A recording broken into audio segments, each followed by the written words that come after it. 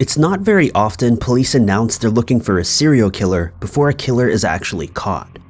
It can be dangerous to link different crimes to a single person, even if there are many similarities. Of course, this doesn't stop the public or the media from jumping to conclusions, and sometimes there's no denying a serial killer is preying on innocent people.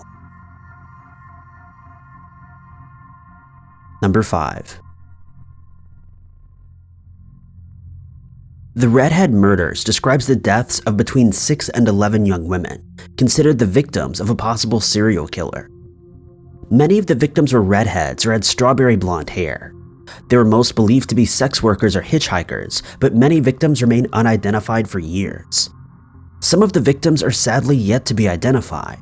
Their bodies were found dumped along the side of the highway in the US, leading investigators to believe a truck driver may have been responsible for the deaths. Who the first victim of the suspected killer was is debated. There are 6 victims who most considered to be connected, but many more who authorities are skeptical about. The first who could possibly be considered a victim of the Redhead murders was found on February 13, 1983, along Route 20 near Littleton, West Virginia. She was a mother in her late 30s or 40s with auburn hair. It was determined that she died about 2 days before she was discovered, but her body had been moved there recently. There was snow on the ground beside her, but not on the body. Despite her being well groomed and having a scar that showed she had a child, she's never been identified. A year later, the body of 28-year-old Lisa Nicole was found alongside Interstate 40 in Arkansas. She'd been strangled and is the first person who most agree is definitely linked to the other Redhead murders. The deaths of 2 more women came the following year. Again, their bodies were left at the side of highways. One of the victims was a redhead, while the other's hair color couldn't be determined. In 1985, authorities identified their first suspect. In March of that year, Linda Shack was abducted by a truck driver who she met at a bar. She was bound and strangled with cloth torn from her clothes. Believing she was dead, the driver left her by the side of the road, but thankfully Linda survived and contacted police. She was able to identify the man who had taken her as Jerry Leon Johns. There were numerous similarities between her attempted murder and the other Redhead murders. Not only was Linda a redhead herself, but the knots used to bind her matched those of the other victims. However, Johns was found to have watertight alibis and couldn't be connected to the other murders. He was arrested and convicted for his crimes against Linda and later passed away in prison. The deaths still continued. Most of the victims followed the same pattern, strangled and left at the side of the road, while others had different causes of death. The culprit or culprits behind the Redhead murders have never been identified, but there is hope. In 2019, Johns was connected to another one of the deaths via DNA evidence. Tina Farmer was found on New Year's Day in 1985, though she wasn't identified until 2018. After the DNA evidence pointed to Johns as her killer, authorities ruled he would have been indicted for her death, but he had already passed away. Number 4. The Hausjärvi gravel pit murders refer to a string of crimes against women in Finland in the 1990s. Despite only one confirmed kill, police in the area believe the crimes were the work of a serial killer, known as the Jarvanpass serial killer. What makes this case particularly puzzling is the fact that at least one victim managed to escape and go to police, but nobody has been arrested. The first known victim was 39-year-old Helena. Helena had spent the evening out with a friend in Jarvanpass. They'd been out drinking, but Helena wasn't extremely drunk when she left her friend at about midnight to catch a train home.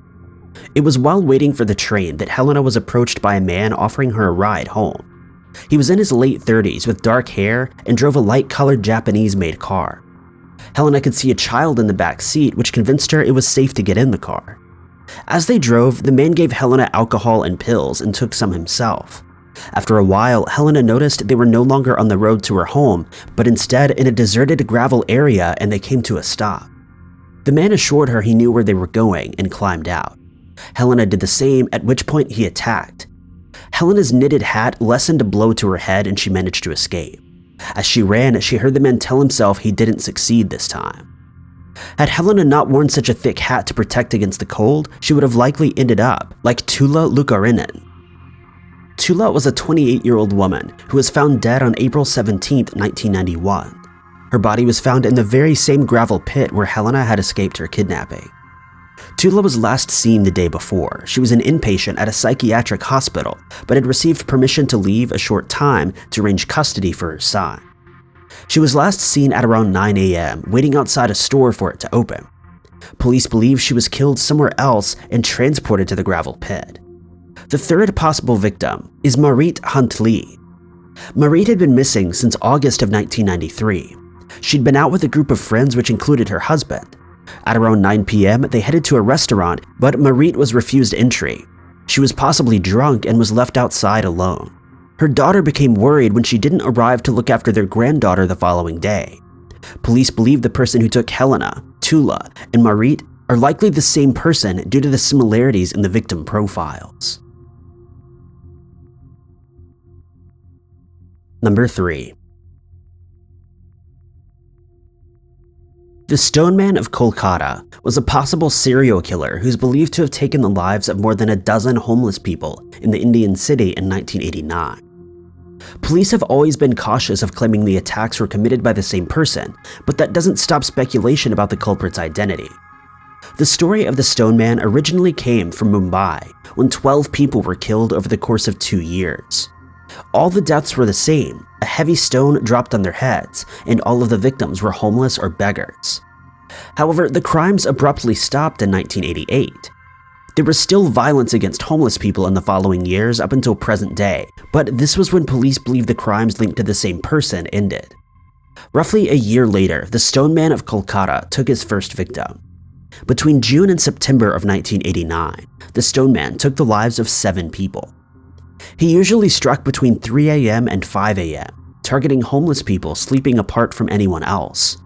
Most of the victims were men and their identities remained a mystery. They all died in the same manner as the victims of the earlier Mumbai Stoneman. Some of the victims died in areas that were relatively populated, even in the early hours of the morning, but no one saw any of the attacks take place. There were rumors, but it became a common belief that the killer was a man dressed as a woman, but it's not known how much truth there is to this. There's an increase in the number of police on the streets, and homeless people took to sleeping in large groups, with 1 or more people standing guard to make sure they were safe, though this didn't stop the crimes. The Stoneman took the lives of at least 5 more victims. No fingerprints were ever found on the stones he used, and there were still no witnesses. A number of people have confessed to the crimes, but police didn't believe any of them, and when the murders stopped at the end of the year, it wasn't because the criminal had been caught. Number 2.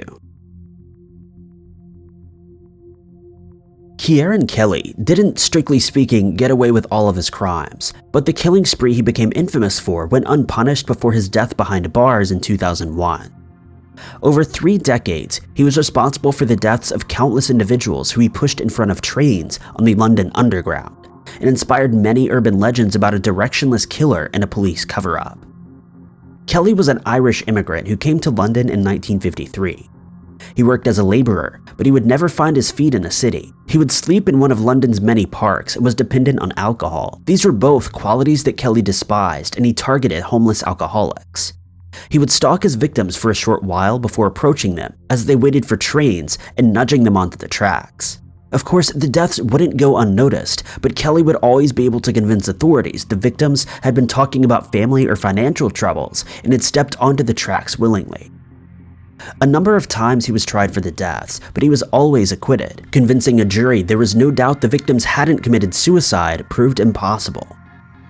Kelly didn't only target strangers. One of his earliest victims was his best friend, whose life he took after his friend insinuated he was a homosexual for being unmarried in his 30s. Some 30 years later, Kelly pushed an elderly man onto the tracks in High Street, Kensington, a station in London's West End.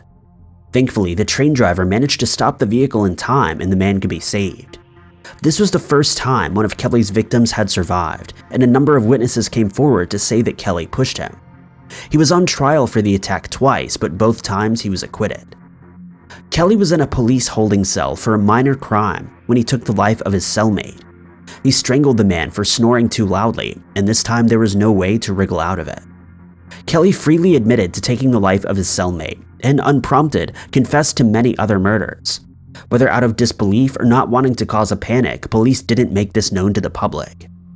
He was eventually tried for the deaths of 2 people along with his cellmate. Kelly had taken the life of a panhandler outside of a church on Christmas Day in 1975. He was found guilty of manslaughter of his cellmate and the murder of the panhandler and sentenced to life in prison. Number 1. It's not hard to see why a string of murders in Cleveland, Ohio in the 1930s inspired so many books and dramas. It's easy to portray the Cleveland torso murders as a game of cat and mouse, with real-life detective Elliot Ness determined to bring down the criminal. The person responsible for the deaths of 11 people was never caught. Almost 90 years on, it's unlikely the killer will ever be identified or face justice. In September of 1935, 2 bodies were found in Kingsbury Run, a rundown area of Cleveland that resembled a shanty town. The first body was found by 2 schoolboys. He was headless, wearing only socks, and had rope burns on his wrists. As police searched for the man's head, a second headless body was found in the same area. This body had been treated with a chemical to preserve it, and police realized the person had died weeks earlier. The first body was identified as Edward Andrassy. As was the case with many of the victims, he was described as working poor and had been hit hard by the Great Depression. Over the course of the next year, 4 more bodies were found. There were 3 men and 1 woman. All were found headless, and the 6th victim was found amputated beneath the hips. At this point, police confirmed they were looking at a serial killer. Elliot Ness, a well-known law enforcement officer who led the group of agents who'd worked to take down Al Capone, was brought in to solve the case. Given how high-profile Ness was, it only increased the publicity of the case. A number of tips were called in, but none brought police any closer to the killer. 6 more bodies were discovered between 1936 and 38. Some were found within a few days of their deaths. Others were kept for months before being placed in the locations where they were found. One victim was determined to have been dead a year before she was found. Interestingly, she likely died around the same time police confirmed they were looking for a serial killer. The final 2 victims were found in August. They had been placed within direct line of sight of Ness's office. Pressure grew as Ness and his team hit dead end after dead end. 2 days after the last body was found, police rounded up 60 inhabitants of Kingsbury Run, took them to a police station, and had firemen burn down the shanty town. All former residents were made to submit fingerprints, and those who couldn't or refused were kept in custody. Many criticized Ness's tactics, and it didn't lead to the culprit being found. However, it did have the effect of removing fuel from the fire, and the murder stopped as the criminal likely just moved on. Thank you guys so much for watching. If you liked this video, be sure to click that like button. Also, don't forget to subscribe and click that notification bell to keep up to date with all of our future uploads. But I've been Ty Knotts, and I'll catch you guys in the next video.